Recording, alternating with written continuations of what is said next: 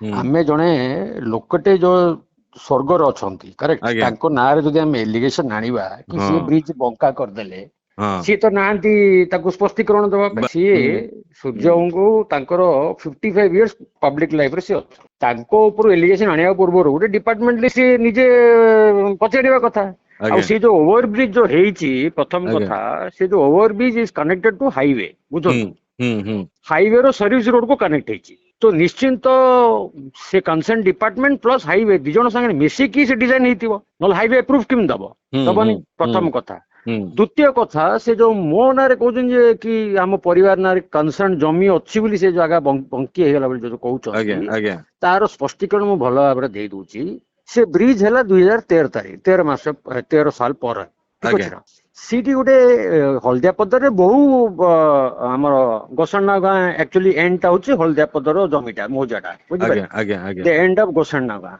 आज्ञा गोसणा गाँव बहुत लोकंकर जमी अच्छी सेठी आज्ञा गोटे लोकर 5 एकर जमी थिला सेटा सालेपुर लोकंकर सी गोटे इंडस्ट्री भी नहीं परवर्ती अवस्था से इंडस्ट्री न करी सी गोटे बीडीए रे प्लान अप्रूव करी गोटे प्लॉटिंग स्कीम करदेले रोड जाक गिफ्ट करदेले म्युनिसिपालिटी को तत्कालीन करी सी वांटेड से 5 एकर नवा भी के राजी नथिले आज्ञा माने एका संगे किनला पे तो से जमी प्रति लोकंकर आकृष्ट बढ़ी से मोमेंट रे से जगह रे आज्ञा तो सी से बिकिया कष्ट जेबे हैला सी तांको प्लॉटिंग स्कीम रे ताको प्लान कले से सेतबेले समय रे से कालिंदी बेरा को अप्रोच कले जेतु से सालेपुर लोक से रोजुंदी दुबई रे सी गोटे कौन इंडस्ट्री करिया पे तांके गोटे नैथिले सेठी जमीटे हला आज्ञा सो सेतबेले से माने हमकु कहले जे आपण का गोटे कहि दियंतु सूर्य बाबू कहिदेले तांके बिके देबे जमीटा एटलिस्ट का गोटे आज्ञा तो से भावना रे मु पसिली से जमी को बिकिया पे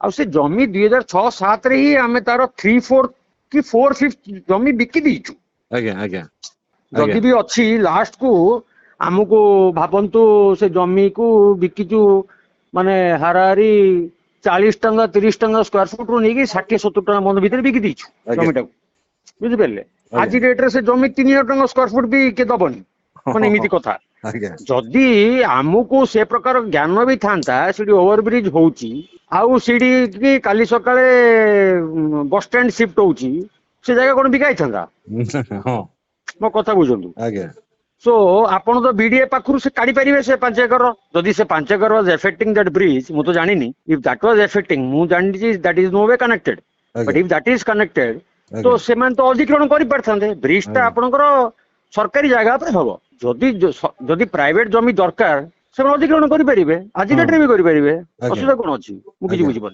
माने what is the political controversy about it खाली गोटे गोटे पूर्वतन नेतांकर गोटे सीट खबर पाई जे तू बिकी मोर सब जमी जाए भावुँ actually that is how message spread because I sold land तो मुझे चाहिए 5 एकर रखी पारि मो कथा बुझुन आप टोटल बीडीए रु आपन से 5 एकर प्लॉटिंग टा काढी परिबे प्लस आउ 15-20 एकर जो विभिन्न लोकंकर छोट छोट प्लॉट थिबो कि जो भरण हिसाब रे थिबो तो भरण हिसाब रे माने बिका होता प्लॉट स्क्वायर फुट हिसाब रे बिका होता जतले आमे बिकुथनु तो ताइरु आमे 10-15 स्क्वायर फुट रखिछो 10-15 हजार पे कोन ब्रिज टा बंका हेगला एटा सब बेकार कथा एबे आपण मते गोटे कथा कहंतु बरहमपुर दिगपंटी हैला तार से रास्ता जदि आप जी गत वर्ष ही 138 टा एक्सीडेंट बरहमपुर दिगपंडी भितर है इट्स स्टेट हाईवे है भावतु मझीरे 5-6टा बेंड अच्छी ह्यूज बेंड से रास्ता सीधा पारता बाद सीटी प्राय 138 टा एक्सीडेंट होची वर्ष को लोक प्राय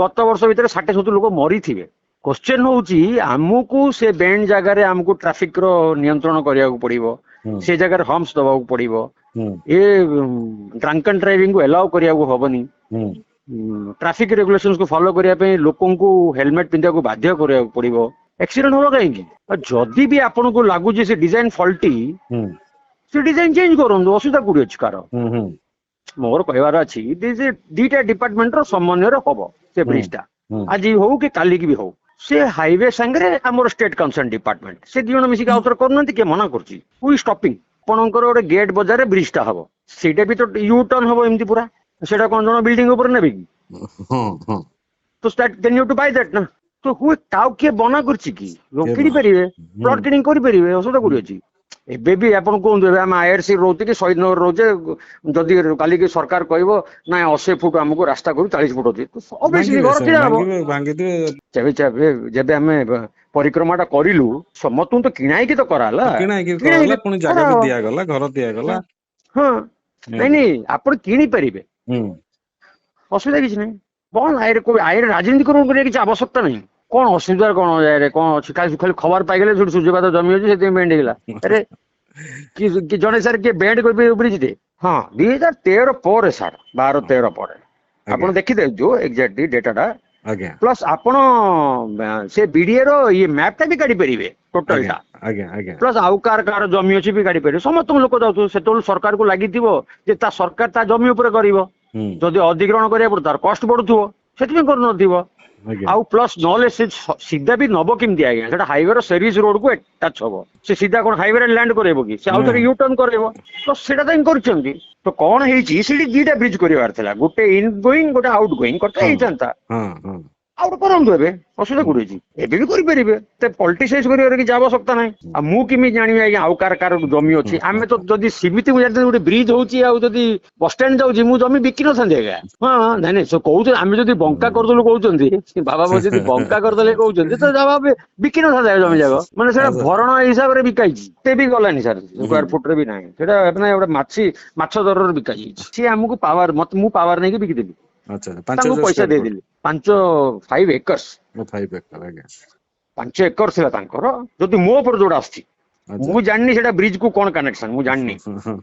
ମୋ ଉପରେ ଯୋଉ ଆସୁଛି ହଳଦିଆ ପଦରରେ ମୌଜାରେ ମୋର ସେ ସାଲେପୁର ଲୋକଙ୍କର 5 ଏକର ଜମି ଥିଲା, ଯାହାକୁ ମୁଁ ପାୱାର ନେଇକି ବିକିଦେଲି। ଆଉ ଯୋଉ ଲାଷ୍ଟ କୁ ଯୋଉ 15-20 ସ୍କୋୟାର ଫୁଟ ରହିଲା ରଖିଦେଲି। ଏତିକି ତ ହେଇଛି। ଯଦି ରଖିବାକୁ ଥାନ୍ତେ 5 ଏକର ରଖିଦେଇଥାନ୍ତି।